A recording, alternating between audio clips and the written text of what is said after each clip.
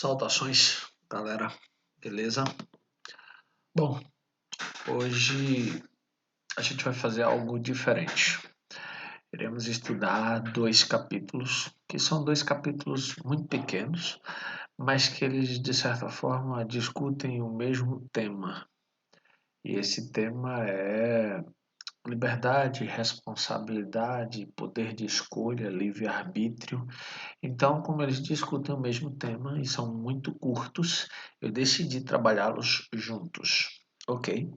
Então, vamos nessa? Primeiro é o capítulo 10, o livre-arbítrio. O homem é um ser livre, pois tem a liberdade para escolher. A gente já conversou diversas vezes ao longo desse livro em particular, que trabalha inúmeros conceitos filosóficos, desde ética, desde moral, desde valores sociais, leis, comportamento, responsabilidade, liberdade, livre-arbítrio, como é o tema de hoje, responsabilidade, como também está inserido dentro do tema de hoje. Então, nós, seres humanos, temos a capacidade de raciocinar. E essa capacidade de raciocinar nos oferece meios para que a gente faça escolha, diversas escolhas. E essas escolhas nos concedem a ideia de liberdade. Por quê? Porque na medida em que a gente pode fazer escolhas, a gente é livre para escolher. Assim, olha para cá. A capacidade do homem de fazer escolhas autônomas, independente de qualquer pressão interna ou externa, chama-se livre-arbítrio. É muito comum ouvir a expressão livre-arbítrio e pensar que ela sempre fez parte da ideia de humanidade. Mas não é bem assim. O conceito de livre-arbítrio foi criado por um pensador medieval chamado Santo Agostinho. Vocês estudaram isso no ano passado, quando a gente estava estudando teoria do conhecimento. Vocês conheceram Santo Agostinho e voltarão a estudá-lo mais aprofundadamente no primeiro ano do ensino médio. Mas o que é que Santo Agostinho formulou com esse conceito de livre-arbítrio? Ele disse que Deus, ao criar o mundo, ao criar toda a realidade existente, criou o bem e o mal. Mas, ao invés de nos obrigar a escolher sempre o bem, Deus, em sua infinita sabedoria, nos deu a possibilidade, o livre arbítrio de poder escolher entre o bem e o mal. Você deve estar pensando, mas qual a vantagem de nos dar a condição de escolher? Nos conceder a possibilidade da liberdade. E o exercício dessa liberdade, ele é fundamentado na razão, ou seja, na nossa capacidade de pensar. Óbvio que se a gente escolhe o bem, a gente colhe os benefícios de tê-lo escolhido. Se a gente escolhe o mal, a gente vai arcar com todas as responsabilidades de ter feito essa escolha para o mal. Você deve estar se perguntando, mas se Deus nos deu a condição de escolher entre o bem e o mal, como ficam as pessoas depois que escolhem o mal? Mais uma vez, em sua infinita sabedoria, Deus concede o direito a todos aqueles que escolheram o mal. Deus dá a possibilidade de que eles se arrependam no juízo final. Então, se arrependerem, seriam então perdoados por essa bondade infinita de Deus. Então, perceba que Deus nos dá a possibilidade de errar, mas existe uma espécie de seguro para esse erro, já que ao se arrepender de forma genuína, de forma verdadeira, Deus perdoaria essa escolha do mal. Mas o que é mais interessante, para além desse debate, é a capacidade que nós, seres humanos, temos, através da ideia do livre arbítrio, de fazer escolhas. Tranquilo? Então vamos adiante. O homem é dotado do poder de decisão, sendo, pois, plenamente responsável por seus atos. Imaginem o seguinte: imaginem que vocês têm total controle sobre todos os rumos que a sua vida vai tomar. Imagine que se você toma uma decisão certa, você vai colher os frutos, os benefícios dessa escolha. Mas se você tomar uma decisão errada, você vai colher todas as mazelas que vão se originar dessa escolha ruim. Imagine que quando você decide se debruçar sobre uma disciplina, sobre uma matéria, sobre um conhecimento e estudá-lo a fundo, você irá construir um caminho. Quando você decide simplesmente não fazer nada, deitar, dormir, esperar que as coisas aconteçam, você seguirá por outro caminho. Mesmo que você acredite que não fez escolha nenhuma ao apenas esperar, ainda assim é uma escolha. Logo, você precisará se responsabilizar em algum momento por essas escolhas. Pensando por essa lógica, fica bem mais fácil escolher o bem, escolher o que é correto, escolher o sacrifício ao invés das coisas fáceis.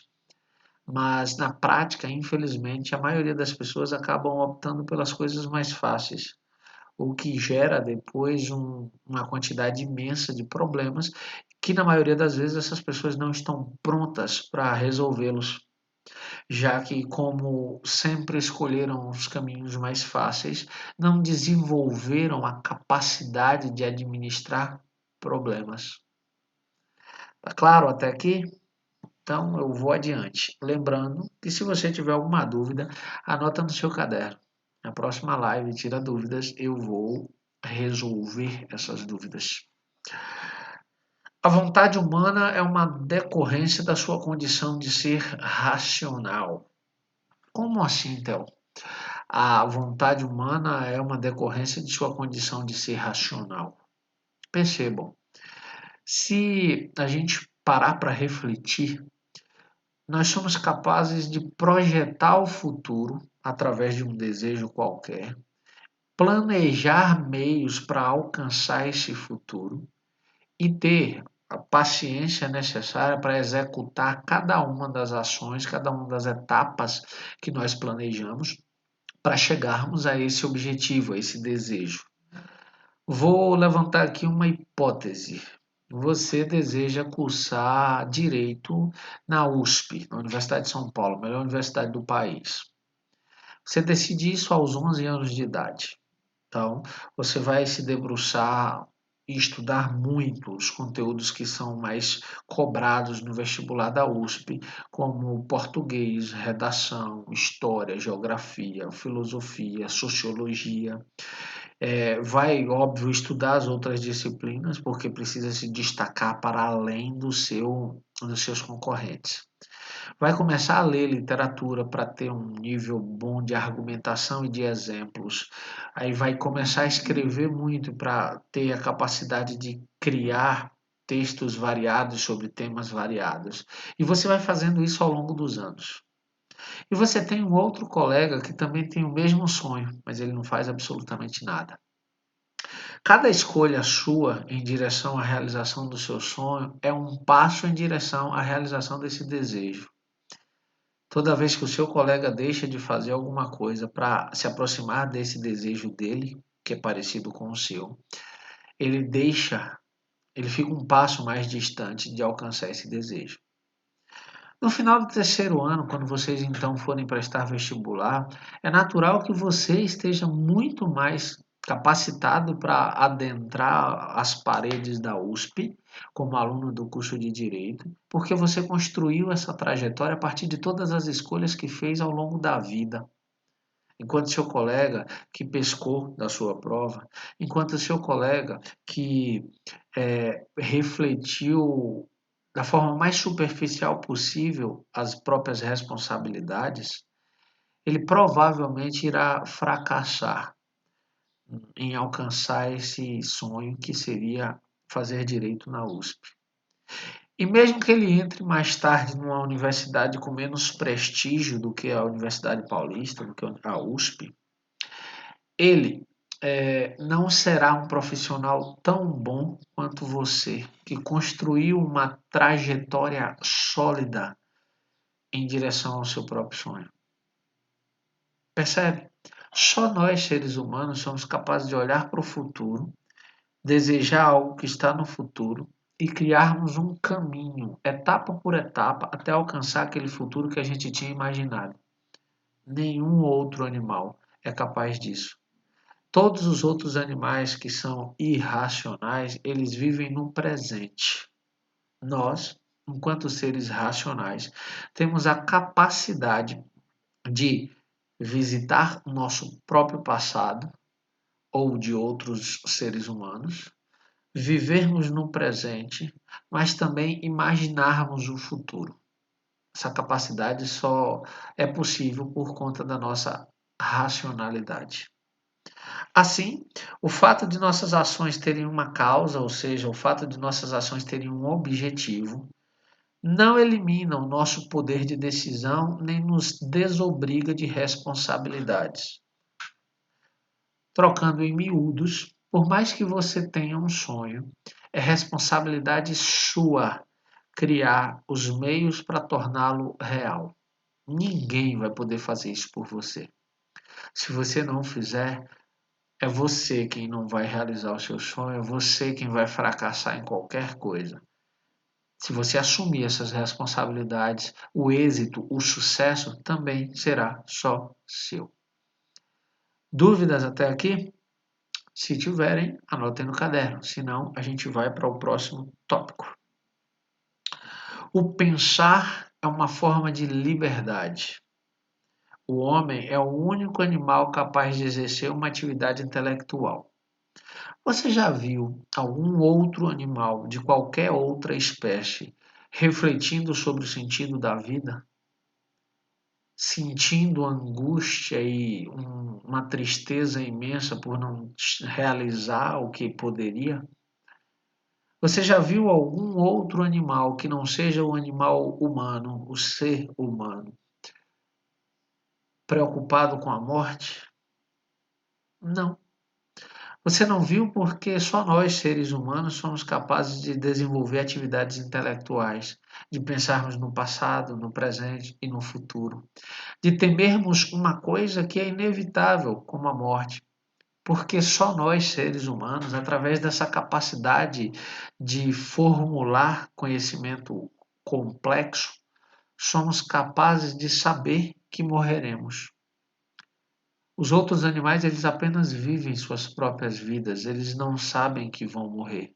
Nós temos consciência da inevitabilidade da morte e ainda assim sofremos pela proximidade ou pela possibilidade dela. Afinal, como pensava um filósofo alemão chamado Martin Heidegger, Heidegger dizia que a morte é a impossibilidade de todas as possibilidades. A morte é o fim. Nós, enquanto seres capazes de pensar, pensamos não apenas na vida e no que ela pode ser enquanto vida, mas também pensamos e tememos a morte por ser ela o fim. Pelo menos para a maioria das pessoas, já que algumas delas acreditam que existe vida após a morte. Eu torço imensamente para que exista. Eu acredito que não tem que acabar aqui. Mas essa é uma questão para um debate sobre religião. Não cabe aqui agora. Tranquilo? Próximo tópico. O que é livre-arbítrio? De certa forma, eu já dei uma pincelada no início dessa aula sobre o que seria livre-arbítrio. Mas o livre-arbítrio é uma faculdade de ser livre, pela qual pode agir ou não agir, agir desta ou daquela maneira. Pensando de forma extremamente simples, é a nossa capacidade de fazer escolhas e se responsabilizar pelo resultado delas. Em qualquer nível, em qualquer esfera, você se responsabiliza, faz uma escolha e o fruto dela, para o bem ou para o mal, é o que você tem. É fruto da sua escolha. Logo, Se você escolhe ser extremamente dedicado a qualquer coisa que você fizer, qualquer coisa, desde sair para fazer um esporte, ou sentar para estudar, ou sentar para escrever um texto simples de uma atividade qualquer, se você se esforça sempre para ser o melhor, é natural que você vá construindo meios para se tornar o melhor sempre em tudo que fizer. Se você se contenta com o mínimo, se você faz as coisas de qualquer forma, você se habitua a esse fazer por fazer, você nunca será bom em algo. Mas é uma escolha e você assume a responsabilidade do resultado quando faz qualquer escolha. Logo, o livre-arbítrio bem empregado, ele liberta, ele nos torna senhores de nós mesmos, enquanto que o livre-arbítrio mal empregado, ele nos escraviza, ele nos tira a capacidade de pensarmos e de agirmos como pessoas que abraçam a liberdade.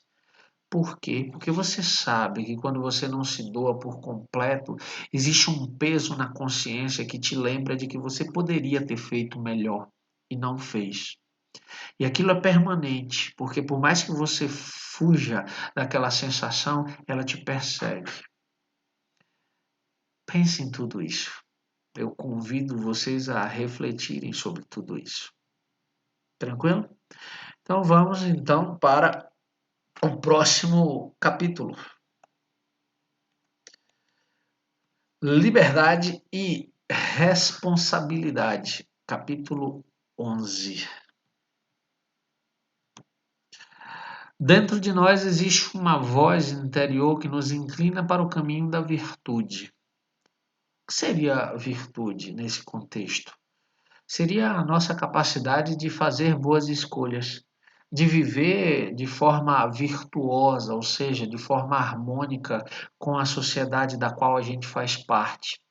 É agir sempre em benefício do bem coletivo, do bem social, do bem de tudo o que participa da realidade.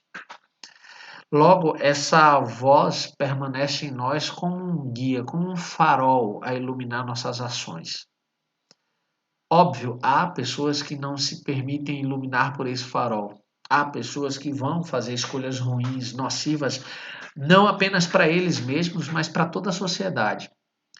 Mas, no geral, a gente é sempre inclinado para o bem.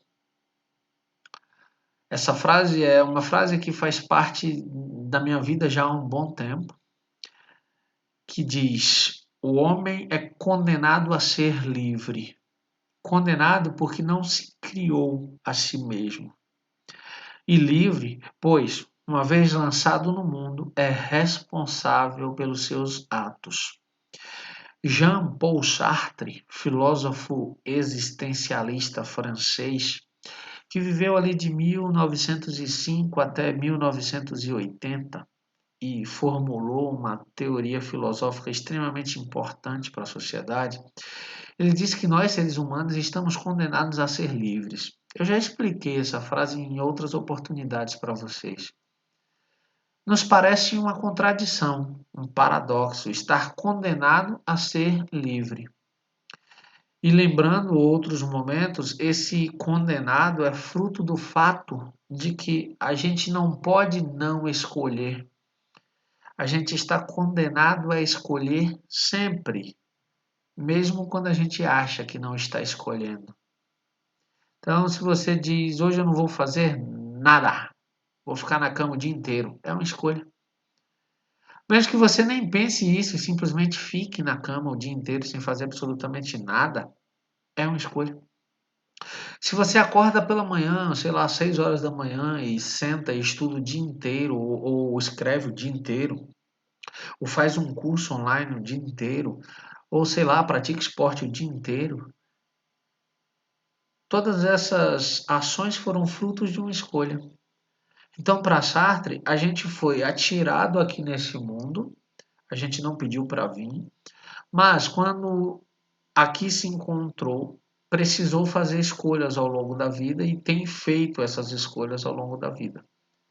Enquanto para ele os outros animais estão reféns de suas próprias naturezas, ou seja, vão repetir o que seus ancestrais fizeram. O cachorro, o gato, os insetos diversos, os mamíferos todos, né? Os répteis, todos eles vão repetir o que os ancestrais fizeram sempre. Óbvio que às vezes em contextos distintos, porque se a gente pensar, os ancestrais do cachorro, eles não viviam com os hábitos e costumes que nós inserimos os cachorros hoje. Dormir dentro de casa, tomar banho o tempo todo, escovar dente, usar shampoo, usar secador de pelo. Não, isso a gente colocou o cachorro recentemente. Mas qual seria então a essência que os antepassados compartilharam com os cachorros que estão vivos hoje? A ideia de proteção, a ideia de proteger não apenas o território que ele mora, no caso, sua casa, mas também as pessoas que fazem parte do grupo social que ele compartilha, que na cabeça dele é uma matilha, então ele vai protegê-los. No caso de algum estranho se aproximar sem que ele conheça esse estranho, ele vai atacar na tentativa de defender você. Percebam, as ações vão se repetindo, mudam-se os contextos. Nós, seres humanos, não. A gente pode odiar alguém, morrer de raiva de alguém, mas a gente pode sentar e conversar com aquela pessoa de forma educada. A gente pode não gostar do ponto de vista de alguém, mas a gente ouve esse ponto de vista respeitosamente. Todas essas ações, elas são frutos da nossa capacidade de pensar, da nossa capacidade de refletir. Tranquilo? Então vamos adiante. A liberdade é uma utopia? Imagina, vocês, na idade em que estão, desejam imensamente alcançarem os 18 anos para se sentirem livres, mais livres.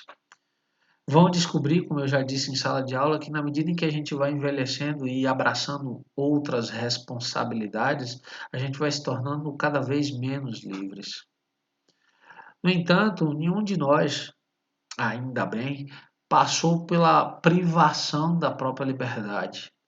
Passou pela desagradável situação de estar preso, seja como escravo, seja simplesmente como alguém que infringiu a lei, que cometeu um crime. Então a gente ainda não sabe na pele a dor de ter a liberdade retirada, de dizer você não pode ir para tal lugar, você não pode ir para tal lugar, você não pode ir para um outro lugar. A gente não passou por isso. Para todas as pessoas que já passaram por isso, a liberdade se torna ainda mais importante, ainda mais cara. Por quê? Porque elas já passaram pela situação de não ter liberdade nenhuma. Tá claro? Então vamos adiante. Todo ser humano luta pela liberdade. Por causa dela, os homens já fizeram guerras e revoluções. Tem um livro que foi escrito no século V a.C. O autor do livro é o Sun Tzu. O livro se chama A Arte da Guerra. Na abertura do livro ele diz: o princípio de toda guerra é a paz. O que é que ele está querendo dizer? Ele está dizendo que a maioria das pessoas que começam guerras começam com o argumento de que estão começando uma guerra para defender a paz, para defender a harmonia. Por essa mesma liberdade, as pessoas também entram em guerra, participam de revoluções, criam conflitos diversos, defendendo a necessidade de sermos livres. Então percebam que a liberdade ela não é uma coisa dada, ela não é uma coisa gratuita. É preciso conquistá-la, é preciso merecê-la. Existe liberdade sem direitos básicos? Provavelmente não. Hoje, a liberdade que nós temos, ela é garantida pela lei. O artigo 5º da Constituição Brasileira diz que todo cidadão é livre para ir e vir. Essa lei garante esse direito de ir e de vir. Se ela não existisse e todas as pessoas pudessem fazer o que quisessem, provavelmente a gente viveria com medo, já que, como não havia ou não haveria lei, matar, agredir não seria crime, não haveria punição para as pessoas que fizessem isso. Então a gente estaria permanentemente em perigo e provavelmente não poderia ser livre, não poderia sair à rua. Então é exatamente os direitos garantidos pela lei que nos dão o poder de ser livres. Óbvio, com responsabilidades. E por fim, nossa liberdade é limitada? Faltou uma interrogação ali. Mas abaixo eu problematizo. Como é possível ser livre e ao mesmo tempo ser limitado? Como eu disse anteriormente, a lei ela nos oferece limites para que todos possam ter acesso a essa liberdade.